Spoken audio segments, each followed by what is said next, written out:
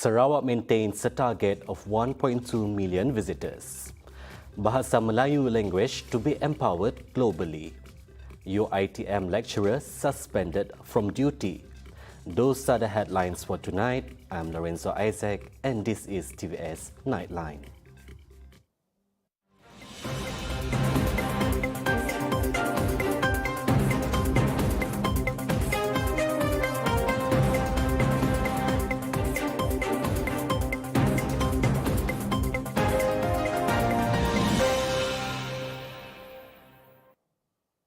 Sarawakians must continue to be vigilant as the country begins its transition into the endemic phase. Premier of Sarawak, Dato' Patinggi Tan Sri Abang Johari Tun Openg said Sarawakians must be well informed about the current health and travel guidelines that may change from time to time.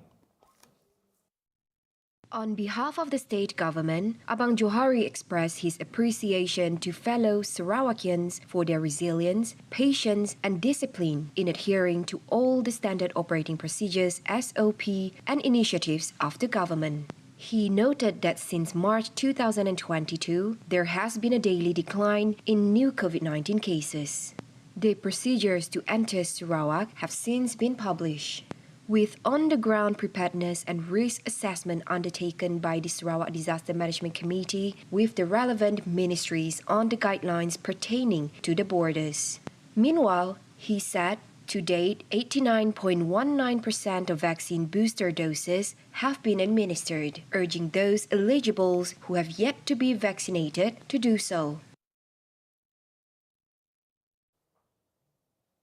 A total of 408 graduates from SWINBURNE University of Technology Sarawak campus received their degree at the school's 21st graduation ceremony, which was organized for 3 days beginning last 23rd March. The ceremony was officiated by the Premier of Sarawak, Dato' Patinggi Tan Sri Abang Johari Tun Openg at Pullman Hotel in Kuching. A total of 5 graduates received the Doctor of Philosophy in Engineering and Science programs, 26 graduates from various master's programs, and 22 graduates from various undergraduate programs received the scroll on Friday. The graduation ceremony this time witnessed graduates from Malaysia, Egypt, India, Indonesia, and Sri Lanka. The two sessions held earlier on March 23rd and 24 witnessed a total of 190 graduates with bachelor in degree, 129 undergraduates in engineering, and 36 undergraduates in science and biotechnology, computer science, and information and communication technology. The graduation ceremony is the first physical graduation ceremony organized by SWINBURNE Sarawak since the COVID-19 outbreak began. The last physical graduation was held in October 2019. Modern agriculture is an ever-changing approach to agricultural innovations and farming practices to increase efficiency. Minister of Agriculture and Food Industries, Datuk Sri Dr. Ronald Kiandi, who paid a courtesy visit to the Premier of Sarawak, Dato' Patinggi Tan Sri Abang Johari Tun Openg, highlighted various aspects in modernizing the agricultural sector in Sarawak, as well as developing the national agro-food sector. Jadi pelbagai bentuk kerjasama telah dibincang bersama dengan Yang Amat-Berhormat Premier, juga melibatkan cadangan penglibatan secara agresif pihak swasta dalam industri agro makanan negara di negeri ini. Di pihak Kementerian MAFI, Negeri Sarawak adalah merupakan negeri yang kita tumpukan untuk membangunkan sektor agro makanan. A total of 150 million ringgit has been allocated to develop the agro-food sector in Sarawak. Bagi memastikan kesan daripada pelbagai faktor yang memberi kesan terhadap security makanan negara dapat kita tangani dengan baik untuk melihat sektor agro makanan ini dimodernkan dan juga penggunaan teknologi bagi mengurangkan kos, kebergantungan kepada import, meningkatkan produktiviti dan juga mengurus sektor agro makanan secara lebih efisien. Jadi itu merupakan aspirasi bersama antara kerajaan negeri dan juga Kementerian Pertanian dan Industri Makanan Persekutuan. Also present were Minister for Modernisation of Agriculture and Regional Development Datuk Sri Dr. Stephen Rundi Utom and MAFI Deputy Minister Datuk Sri Ahmad Hamzah. Tourism is facing its worst crisis, with demands from tourists changing, with an increased need for safety and security assurances against COVID-19 and easy access to information. Harnessing the role of technology should be a key strategy for the region as it recovers from the pandemic, with the reopening of borders on April 1st. The recent climate has also allowed debate on the need for change in the industry for Sarawak's tourism to remain competitive and relevant. As we dwell further on this topic, let's hear it from the President of Sarawak Tourism Federation, Audrey Wan Ulo. Yes, of course, I do agree. There are things that we must change, and we have to keep up to date with the trends. For example, insofar as digital marketing is concerned, so that we can actually have a more relevant presence globally. So this being more proactive digitally, more digital savvy, I think these are trends that we have to keep up with and update ourselves with. I think one of the things that we are sometimes lacking is, of course, our upgrading and our maintenance.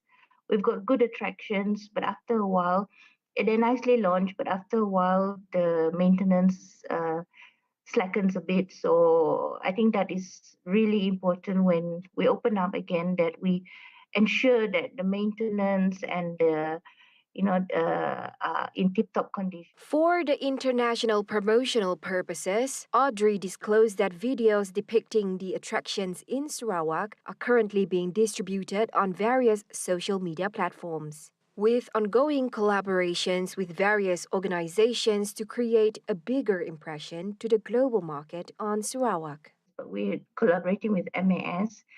It's called Siasitok Plus. So this will actually appeal to non-Sarawakians. So it can be West Malaysians, it can be international tourists, Singaporeans, and even expatriates who are living in West Malaysia. So yeah, so those are the efforts that we are trying to do to get people interested to come here and to show people that we are ready and that they can come here without any worry that in fact we have been very careful, and of course good reviews on social media plays a very important part as well. So yeah, so that's how it will be. It will gradually pick up. It's not going to pick up overnight. It will slowly pick up, and yeah. So I think that is how it's going to happen. Malaysia opened its doors, welcoming tourists from all over the world starting April 1st. Sarawak is maintaining its previous target of attracting 1.2 million tourists and visitors this year. State Tourism, Creative Industry and Performing Arts Minister Datuk Sri Abdul Karim Rahman Hamzah said the target was based on the arrival of tourists and visitors to Sarawak in the first 3 months of this year.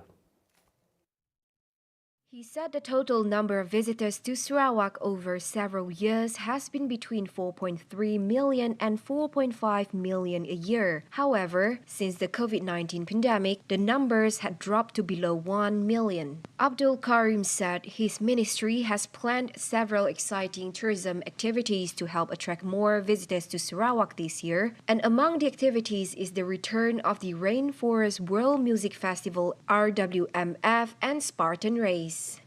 Meanwhile, when asked by reporters about Sarawak's preparation to enter the COVID-19 endemic phase, Abdul Karim said it is something to look forward to.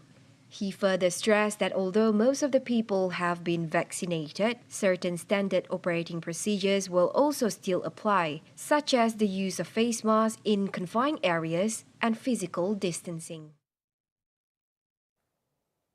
Sarawak Police will continue to monitor the Standard Operating Procedures SOPs to ensure high compliance by the public. Sarawak Acting Police Commissioner Datuk Manca Atas said his team will acquire in-depth details set by the State Disaster Management Committee and National Security Council.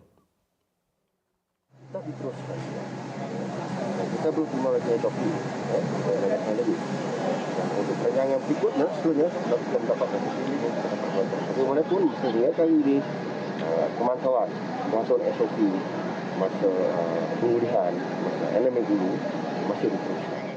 Therefore, he calls upon the public to always adhere to the rules that have been set. With the country now transitioning into the endemic phase and slowly returning to normalcy after battling with the COVID-19 pandemic for the past 2 years. However, the wearing of face masks and registering with My Sejahtera remains mandatory for the time being. The ceramics business has been around for decades in Kuching. However, the industry dealt a severe blow to ceramic goods manufacturing, which has been showing a remarkable prospect in the recent years. Weak demands in domestic market during the pandemic witnessed the closure of various ceramic studios. Ceramicist Tu Son Chong revealed that large numbers of these surviving ceramics have lost their artisanal touch due to being heavily manufactured utilizing molds and hydraulic presses, in which the quality are not at the desired level. Pottery has been Tu Son's passion since he was a student in Singapore some 17 years ago. He was trained in landscape architecture and had worked in the field for more than 10 years in capital city, and returned to Kuching in 2014 to start a business with a childhood friend. However, the business did not last. With that in mind, he is working towards reviving pottery in Sarawak through awareness and showing the public the satisfaction and therapeutic nature of the art, albeit the labor-intensive process. If you're talking about artists who make things on like bowls and plates, not many, maybe one or two others. But my style, I would say, is of it's slightly different from the rest because I high fire my items and I do it myself. I even create the glazes myself. As an artist, Tu Son draws inspiration from everyday items such as nature, antiquities, and other artists' work. Antiquities of interest are Chinese export stoneware, storage jars, and ceramics. This is I use it for my ramen bowl. It's kind of big, but yeah. And like this one, this was the feature for the Dine on Clay poster, which was filled with ice cream. These are flower vases. This is a cup which I use almost every day for my coffee. Of course, you have things like a teapot. You know, it pours well, it's functional, and it's beautiful. Understanding the usage of ceramics in other culture has also inspired him to be innovative. What we have done for our naked exhibition was actually to we drew an inspiration from the Indian chai cups. So they were actually the first disposable cups, which were environmentally friendly because they are actually low fire. And after using, for one use, we throw it away. And it will just go back to nature. Meanwhile, due to the flailing industry, raw materials have become scarce. As such, Tu Son finds it extremely difficult to source for certain raw materials in Kuching and is optimistic on the revival of the industry, hence calls upon the government to take notice of the industry in order to become a major contributor towards the economic growth. The innovation of clay is something which we need to think about, and maybe the government should promote or help us to innovate clay, because clay is a very primitive material which, as of today, everything that you have right now in your house has at least a bit of clay inside, which is porcelain. Your plates, your computers, your lights, even your circuit boards have clay inside. So Of course, there's room to develop the clay into something else. Lorenzo Isaac reporting for TVS.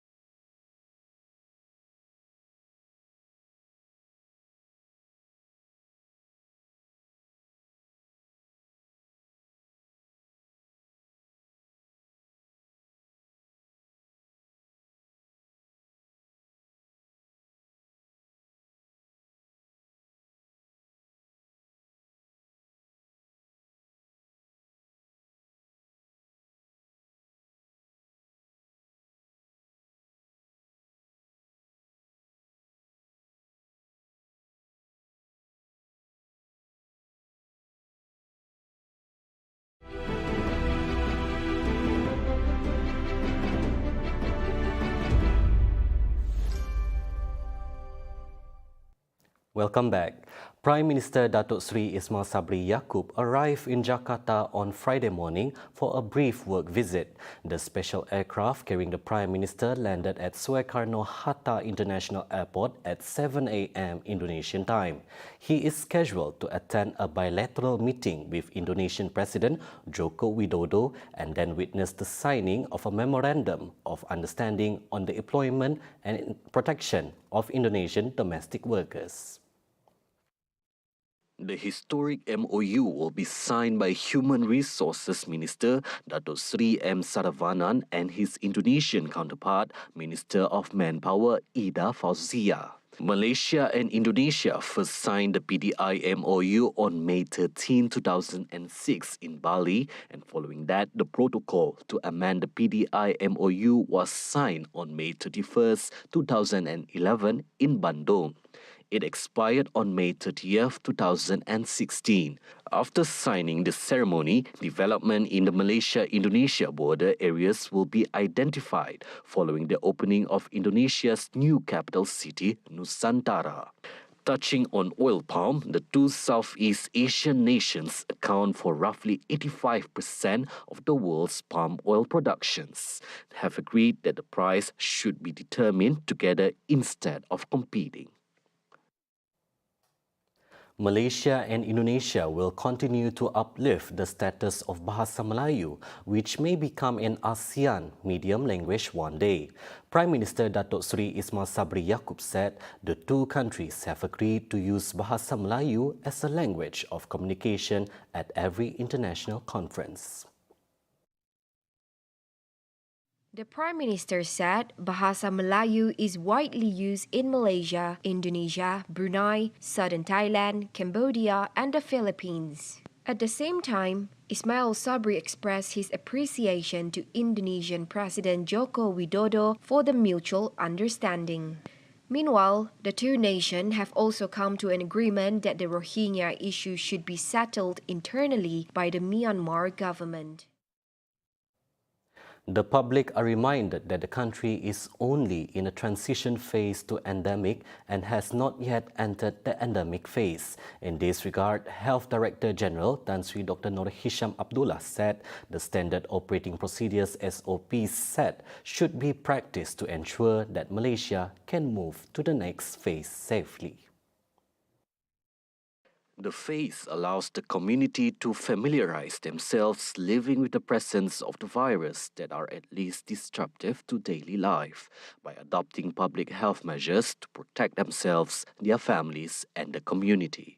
On the number of new COVID-19 cases, Dr. Nur Hisham said the country continued to record below 20,000 cases for 5 consecutive days, with 18,560 cases reported yesterday, bringing the cumulative number of new cases to 4,201,919.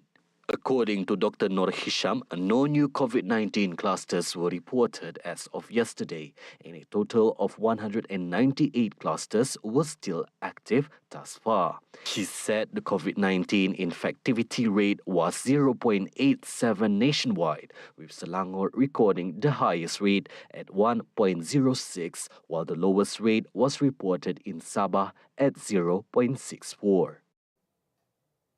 The Ministry of Domestic Trade and Consumers Affairs, KPDNHP, will double its monitoring efforts on the prices of goods and foods sold at Ramadan bazaars nationwide throughout the fasting month. Its Minister, Datuk Sri Alexander Nantalinggi, said monitoring activities would be carried out in real time, involving 72 enforcement command centers so that problems can be identified within a short time.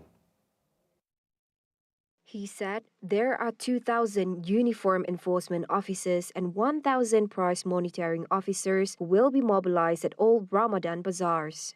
He gave his assurance that the prices of goods and food will be stable throughout the Ramadan month. He was reported as saying that the ministry would continue to carry out monitoring and enforcement activities on traders who raise the prices of goods ahead of the country's transition to endemic phase beginning today and the implementation of the new minimum wage from May 1st. Meanwhile, Nanta said the Ramadan Sales Program, which is a collaboration between the ministry and 15 retail sector industry players who are the program's strategic partners, will take place from April 3rd to May 2nd. He said the program would focus on 12 selected items from the Keluarga Malaysia Maximum Price Control Scheme, such as fresh chickens, eggs of various grades, and vegetables. Professor Dr. Roshana Takim, the lecturer who allegedly rebuked a B40 student in a viral video, has been lifted off her duties. The decision came into effect today until a thorough investigation is completed. The statement also read that the institute has always been vigilant and concerned about the well-being of its academics and students. Recently, there was a recording of an online class posted on social media that showed a lecturer berating a student for not having a laptop and telling the same student to ask his sister to pawn gold to buy him the learning devices. Following that, an internal document of UITM, namely a report of the chronology of the investigation of the incident, was also leaked.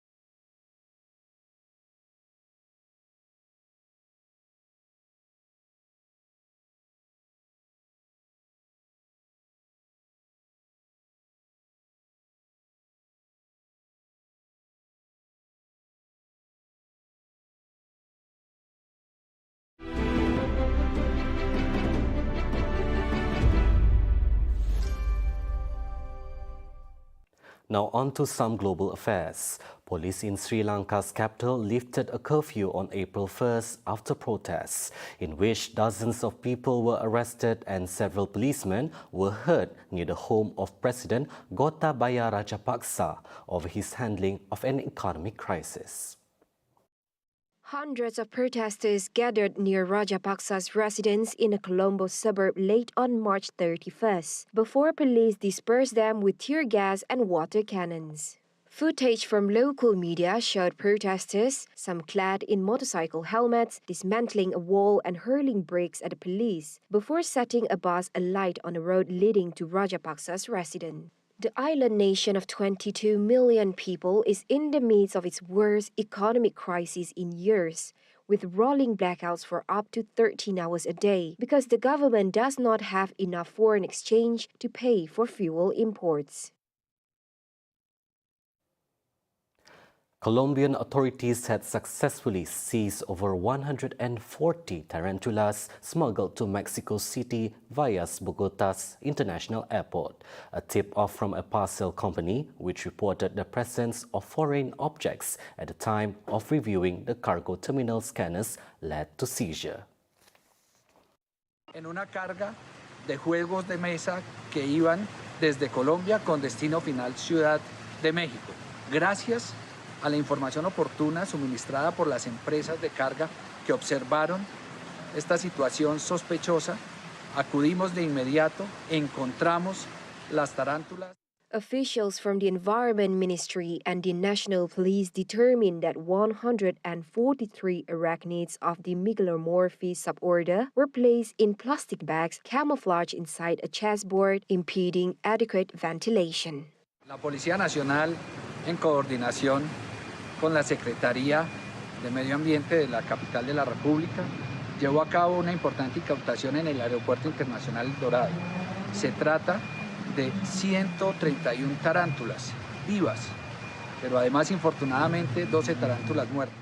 The parcel did not comply with the environmental permit, licenses, or safe conduct that would protect its use, mobilization, or commercialization. Environmental and police authorities started investigations to determine the respective sanctioning processes. The animals were then transferred to the Center for Care, Assessment and Rehabilitation of Wild Flora and Fauna, where professionals from the ministry will carry out the necessary medical, nutritional, and biological care to stabilize them. The authorities will later decide whether to free or relocate them. Wildlife poachers are attracted to Colombia because it is one of the world's 17 mega-diverse countries, home to tens of thousands of species.